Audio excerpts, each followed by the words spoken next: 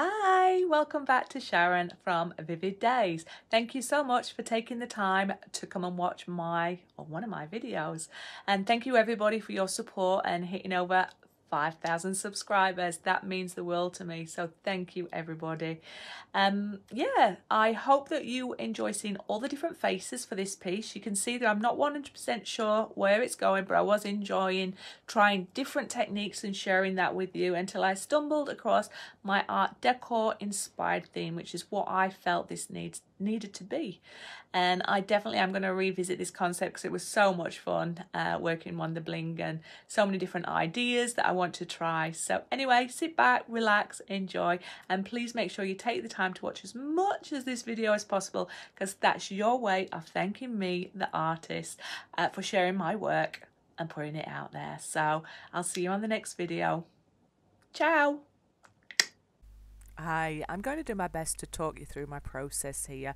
I love multiple different points of this video, so I am going to retouch it, but I'm just having fun playing, and sometimes I encourage you to do it on a small piece.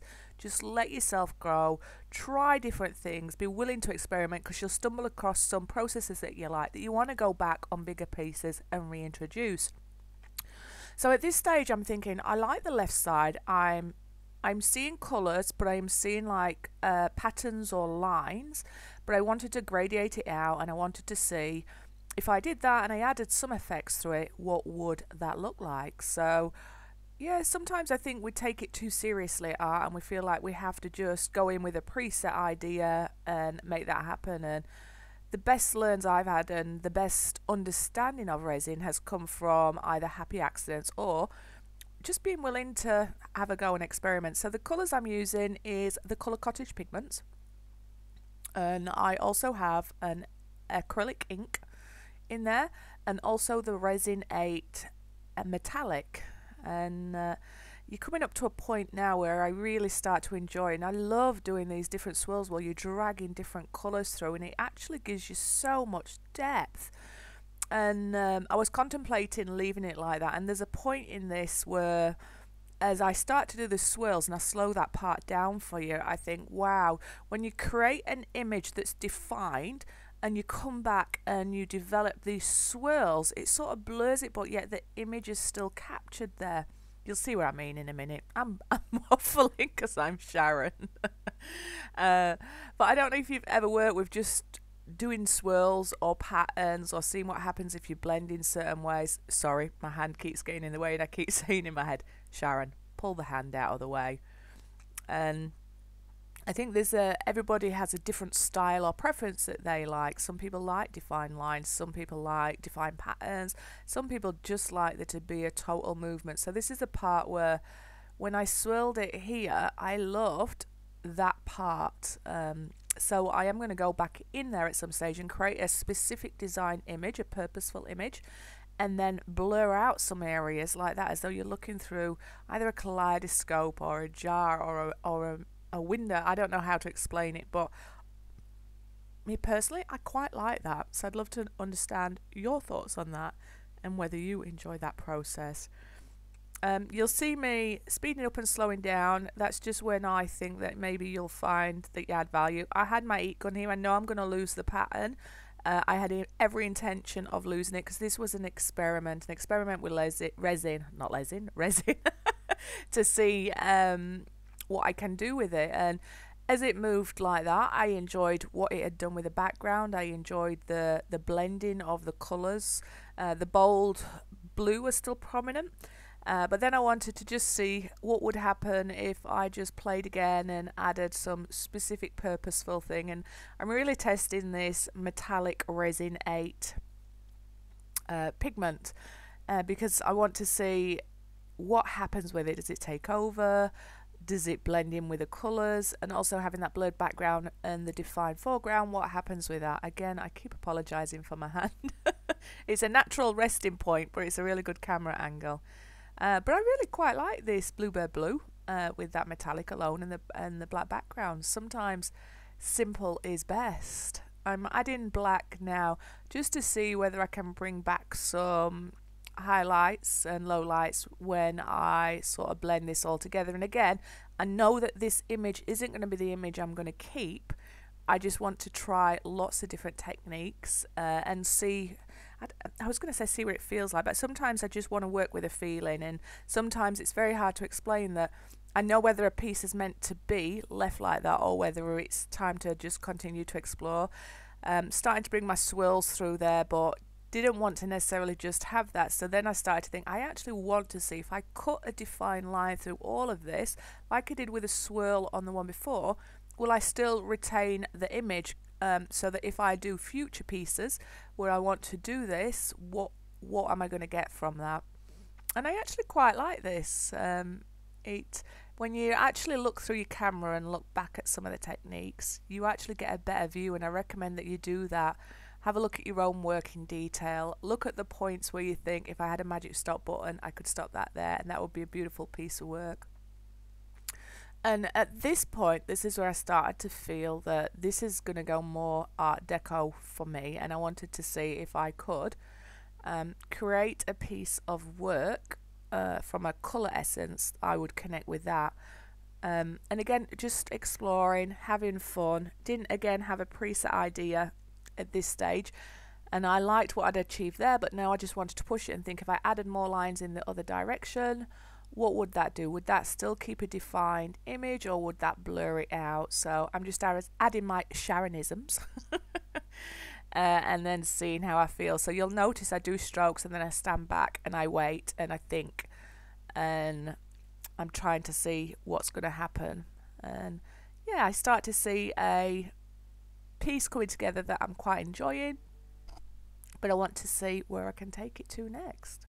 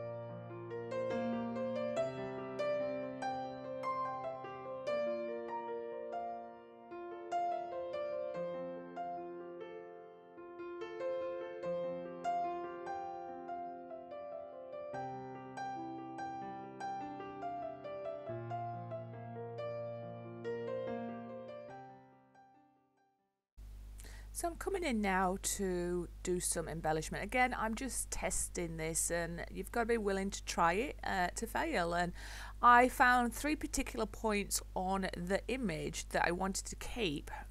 And the reason I wanted to keep those is when I looked at those, I kept thinking, I don't know why about Charleston or 1920s, and I really love those colours, but I wished they were the only ones on the board and the rest was black. So eventually I'm going to go back with a black base resin and then try and create these effects alone. But at the minute I just wanted to deconstruct it and see what would happen if I was to come back in with acrylic paint and blank out the areas that I didn't particularly it wasn't that I didn't enjoy, but it was too busy and not what I wanted, and I really kept thinking Art Deco. So I wanted to black it all out and come back in with some purposeful lines that were Art Deco inspired.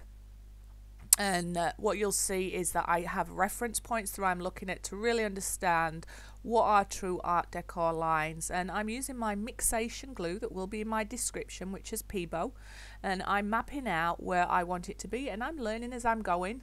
I'm having fun and I'm willing to fail, but all I knew is that I wanted a very prominent black background, I wanted defined lines, and I wanted some really nice silver sparkling glitter. And I don't know why, that's just what it felt like it needed to be for me. So I went with that, and I apply my glitter sparingly, but it gets all over. I've been a glittery mess for a week because it's all over my keyboard, everywhere, because I didn't intend originally to use this much glitter or this much, but as I'm adding it, I'm liking it and I'm building my confidence and I'm experimenting. So when you see me pause like I'm doing there, that's when I'm just thinking it through. I always would recommend stand back and have a look. If you stand back and have a look, you can see if you're onto a winner, or if you can see if it needs to evolve, or if it's working. And that's been the best advice I've ever had with my art, and I really enjoy that process. So you'll see I'll do something, I'll stand back, I'll look at it, I'll come back and repeat the process. So yeah, I hope that you're starting to see where my vision's going. And what I found really interesting, you probably can't see it from here, but because the resin is high shine and almost like glass in a mirror against the matte background in certain lights, it just looks so special. So I'm going to experiment with what I can achieve with some matte paint but purposeful areas of resin art in there, because it's just an interesting conflict of mediums, but it works beautifully. Obviously when I, oops, sorry, microphone hit there. When I come back and I apply my top coat of resin, and the reason I want to do that is to protect the glitter and the silver, and also to bring back the matte back to a high shine, so it all looks like it's one document. Saving the glitter, you've got to save the glitter and reuse it. But I am going to go back and revisit. I don't know how, because you'd want your black to not have any lines in there. You'd want it to be smoothed and still beautiful as it is. But it's such a beautiful contrast. So now I am embellishing my little bit of resin, but only around the edges. And I'm thinking that I just want the little bit of silver to come out and reach into that dark space. And at the bottom of each one of them, I wanted to have a little emblem that linked it all together to the Art Deco inspired theme.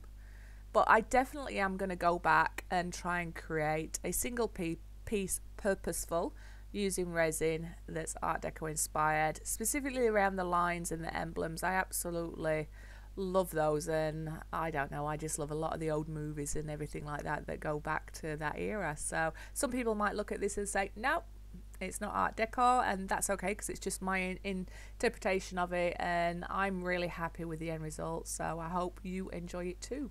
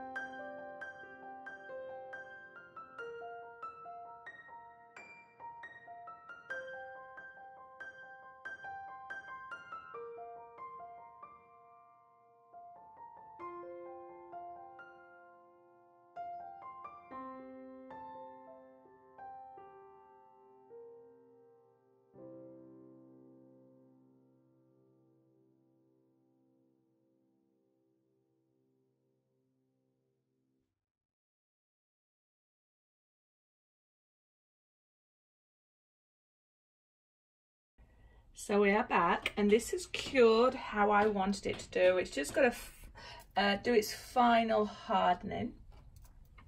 But when you just look at these embellishments and all those Art Deco inspired notes and edging, and the embellishment of each one of these pieces I decided I wanted to save, I think it's a stunning contrast, and it definitely reminds me of retro Art Deco's 1920s. What I found was interesting with these parts here that are resin and high shine, when you applied the matte acrylic, it actually looked really interesting. So I might go back and explore some of that without resining over the top of it and keeping that matte and that high shine, and see if that texture is beautiful. But overall, super excited with this first experiment. I definitely want to do a few more Art Deco inspired mash pieces of acrylic, resin and embellishments. Let's see if I can get a sparkle for you in the light. Sorry, just bear with me.